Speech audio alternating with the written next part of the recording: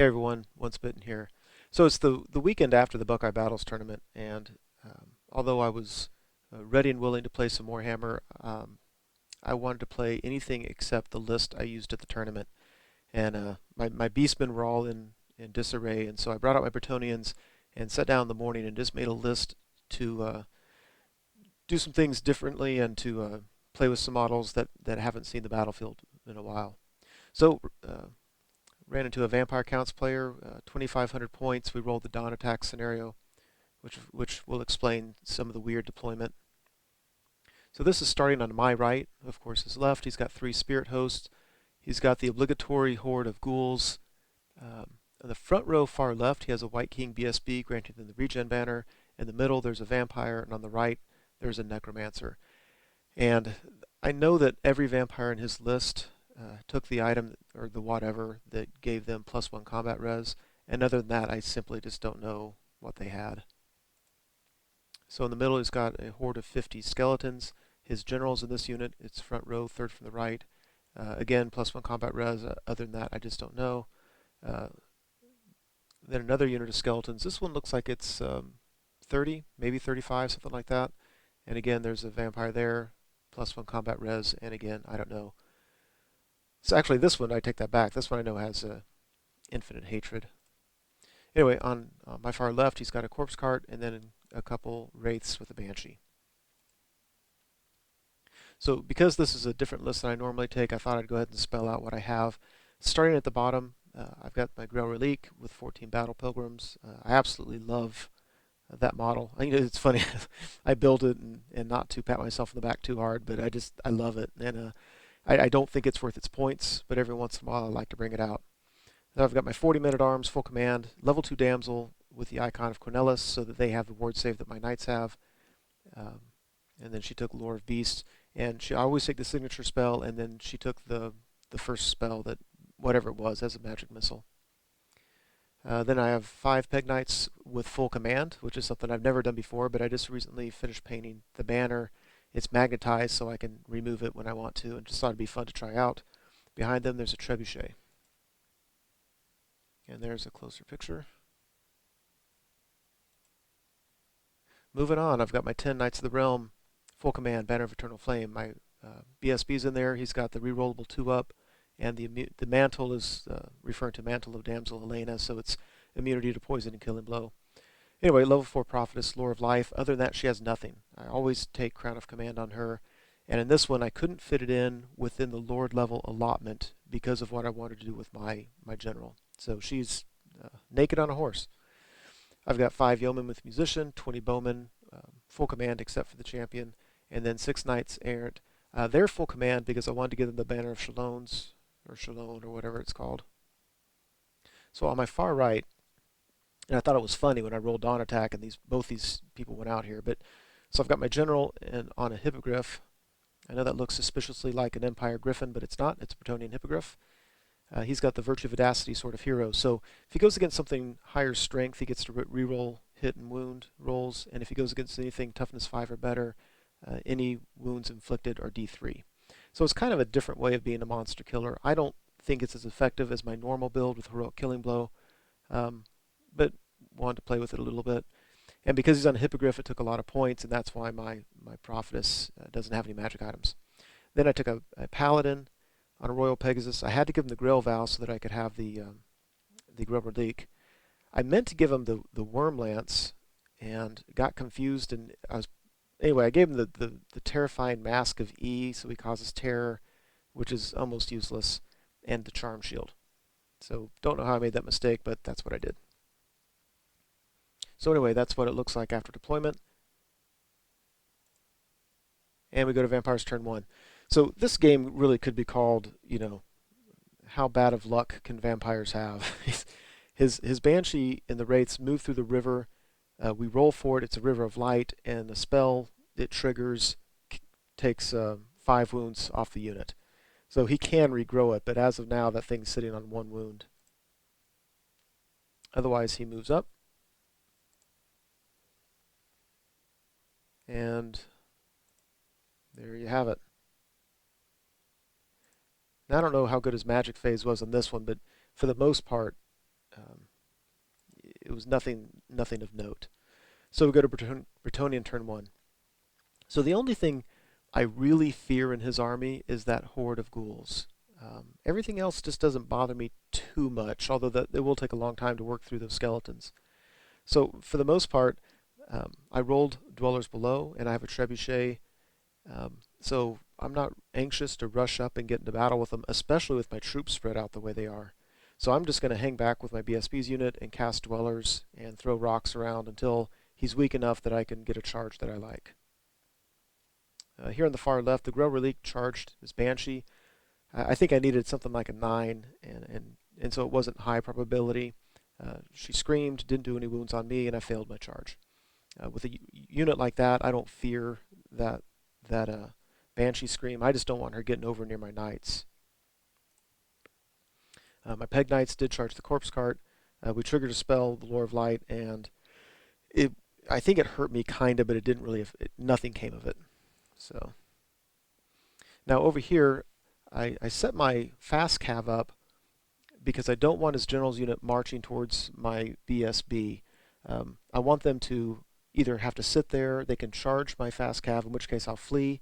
If he runs me down, he's all the way at this side of the board, and if he doesn't, he can redirect somewhere else, and it's likely going to be a failed charge, and so he won't move very far. So I don't normally have fast cav like this on the board. They're that cheap, and so very happy to use them like that. My general has a magic weapon, and this the paladin on the Royal Pegasus has the Grail Vow, so they both have magical attacks. So I tried to take them both into the Spirit Host or whatever they are, and the paladin failed his charge, and he didn't need much. So yeah, but really on the right hand side, my plan is to take care of the Spirit Host, just get him out of the way, and then just fly away from this unit and just try to get this unit out of the game if I can. I cast Dwellers Below. I needed a 21. I got a 20. So then I just shot it with my bowman, did 1 wound, and then dropped a rock on their heads and did a bunch of wounds. So they went from being approximately 40 to being about 25 or something like that. So very happy with that development. That's still kind of a scary unit, but they're certainly much less so than they were. So here in the far left, charge in. I do no wounds on this thing. I think I did 2 and he made both regen saves, or maybe I did 3 and he made all 3 regen saves. Anyway, I won combat by 2 because of a charge and a banner, and so he's sitting on 2 wounds, and he did not do any wounds on me, obviously. Over here, my general just whiffed. I mean, he's at -1 to hit first round because of that fence, or that wall. He did 1 wound, and then because of the charge and the wound, he got 2 more through combat res, but that's all he got. So we go to Vampire's turn 2. So he charged my fast cav, and I just rolled nothing. And so he went ahead and caught him, and he's not nearly as out of the way as I would like him to be. But the problem is he can see my general, and so on his turn, if my general doesn't get all the wounds off the Spirit Host, and he's not going to, he can countercharge me, and that's going to spell the death of my general there. And the other choice I have, I could take this paladin into them, but even between my general and that paladin on my next turn, I don't know if I can finish off that unit. Otherwise, he moves up a little bit with the skeletons, and then turns his other skeletons towards my Peg Knights. And I was confused by that at first, and then I realized he was counting on a magic phase to move them into combat, take care of my Peg Knights, and he would just reform any way he wants and chase down my Peg Knights with his Corpse Cart. So, not a bad plan. Either that unit or his general's unit, if he gets Van Hel's off, is going to be, I'm going to be in real trouble there. Luckily for me, we go to the magic phase and he rolls like a 3. And then I think I channeled. So basically, he tried it, he either didn't make it or I dispelled it, and that was the magic phase. So very disappointing for him. He basically made moves counting on the magic phase, and I think even with a decent one, there would have been a big difference there, and he just got unlucky.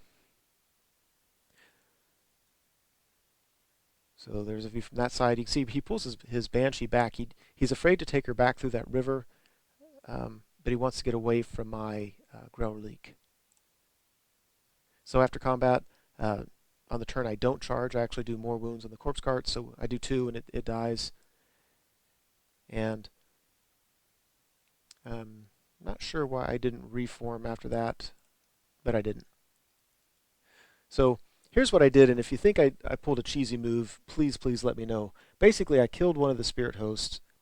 I was lined up with that white one, the white-based one with the green things on top, right in the middle. After I killed the far right one, I won combat. I did a combat reform and basically slid over. And my reasoning was combat reform doesn't have to maintain the center, and I didn't pull anybody out of combat. And in doing that, I made it so he couldn't see me to charge. And so I think it's legal. So if anybody thinks it's not legal, let me know. And being legal, I didn't feel it was poor sportsmanship, but I'm open to the possibility that if somebody felt that it was. So anyway, I did that just so he couldn't see me and automatically charge me on his turn. He, of course, can move, and then Van Hels if he wants to take that chance again. So we go to Bretonnian turn 2. Again, I'm just sitting back with my knight units. There's just no reason to rush up. Over here, we again charge and get a failed charge. Now, one thing I'm doing over here too is my damsel has the magic missile spell, and she keeps on casting it, and either it doesn't go off or I'm just basically I can't get it to wound. It's kind of funny. Peg Knights, I fly over behind his lines. This unit at the bottom, if he's going to take that towards my infantry, I don't care. He's welcome to. I've got 2 units to his 1. This one in the middle, I just don't want to be bogged down with it too much because I don't need to get his general's unit to come back in and countercharge me. So I bring my Peg Knights around back so that they can help out without combat when it inevitably is going to happen. Otherwise, I'm doing as you can see. Now my general's still locked in combat. The Paladin, I flew over here so we could lay down the flame template with the Worm Lance, and then after movement I realized I didn't take the darn Worm Lance. I brought the stupid terrifying Mask of E, so it was just kind of a wasted movement. But one thing I could do on my next turn is I can help the general out with those Wraiths or just fly somewhere else. I'm not in any hurry to get this guy, the Paladin, into combat somewhere because, he's going to help out a little bit but not a ton. I cast Dwellers Below off again. Or not again, this is the first time in the game I got it off, and took a couple ranks off of this unit. So that unit of 50 is down to about 30 and much less scary than it used to be. Let's see, after combat, you can see my general's on 2 wounds now. He's targeting only my general because my Hippogriff can't attack. It doesn't have magical attacks. And so I'm sitting on 1 wound from the stupid spirit host. And we're both just laughing about it. If they kill my general, yeah, kind of funny. But there's only so much he can do. He has 4 attacks, and you miss some and you don't wound on others. So that's how we're sitting.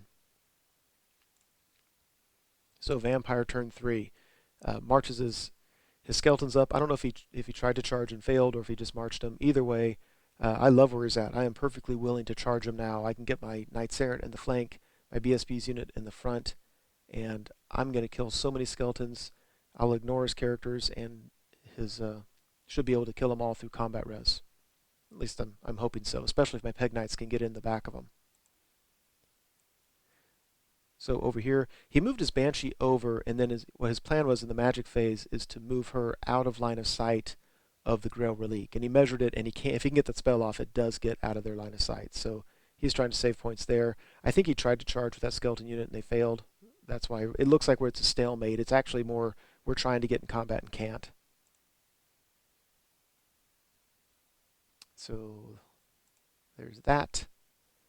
This one again, I think he reformed, and then he was planning on Van Helsing into my Paladin, and that's why I hate the Grail Vow. I never put the Grail Vow on things because the cost outweighs the benefit. If he charges me, I can't flee, and so basically we go into the magic phase, and I just know that I'm going to let him get off any kind of regrowth spell he wants. I'm going to save all my dice to stop the Van Hels. I think he rolled 3 for the magic phase. He just can't buy a break. In all honesty, I'm not overly concerned he can have the Paladin. I'm more concerned about him winning, beating him in combat, overrunning, and then being set up closer to my main lines. And over here, my general finally kills those things, and they didn't kill me back, which I very much appreciated. So next, I'm going to fly him over near my Prophetess so the Lore of Life spell can start regrowing these wounds. Bretonnian turn 3, yeah, all the charges make it. The knight charges were very, very easy to make. The Pegasus Knight I was a little bit worried about, but they made it in the back. My Paladin on Royal Pegasus flew over everything just to get away from his ghouls unit. I just wanted to make it so when he charges, it's hard for him to make anything. And I figure he can go over and help with the combat with the unit in the upper left. General's over here. He flew as far as he could. He just wants to get in range so the Prophetess can heal him through the Lore of Life attribute. So that arrow is marking how the Banshee moved during his magic phase, so he was able to get out of my line of sight. So what I did is I reformed the Grail Relique. The damsel moved from her unit to the Grail Relique, and so she could cast the magic missile on it, and it failed. And otherwise, we just stood there. I'd really like for him to charge my Grail Relique in the flank, and then for them to hold on their Stubborn 8, and then I can countercharge his unit with my Men-at-Arms. So there's another look at the upcoming fight. I don't know if this is Dwellers or Stone Thrower. I think this was Dwellers. It's direct damage, so she could see them, and she can cast that out of combat. So yeah, Dweller that unit. So that unit's not scary at all. And this is, again, it's a game where my opponent can't buy a break. I'm getting Dwellers off 2 out of 3 turns, and on the turn I didn't get it off, a Stone Thrower lands smack dab in a unit. Yeah, I mean, just whatever. So after combat, his unit was totally destroyed. Didn't even have to add it up. Just killed so many Pegasus. So I just reform everybody to look at the right. Basically, my Knight Errant unit is within a decent charge range. I think he would need an 8 or a 9. If he charges me, I'm just going to flee, and then he can charge my BSB or my Peg Knights, and there I will gladly stand because he would need like a 10 or 11 to make it. Over here, because I killed that central unit, his general was in there, and so the general died, the Banshee popped, and otherwise it looks like this. He did finally make a charge on his turn into my Men-at-Arms unit, and he very likely might win, and if he does, I'll be Stubborn 6 unless he kills my champion, so hopefully that'll be enough for them. Over here he charged my Small Knights Errant unit. I fled. He charged my Peg Knights, and he failed. So he's just so far away. There's really nothing he can do. I can stay out of combat the rest of the game if I want to. So there's my fleeing Knight Errant unit. After combat, these Men-at-Arms tore it up. They did very, very well. Very happy with that. And we just called it at that point. I mean, he was about to lose the rest of his unit on the left. On my turn, he easily would. And his general's unit, I'm just going to weaken it a little bit more and then charge it with everything I have over there and take it down. So we decided just to call the game there and have time for some more games. So not a brilliant tactical victory on my part by any means. It's just one of those games that it was fun to play with a new list, and then I just got incredibly super lucky. So that's it. Hope you enjoyed it.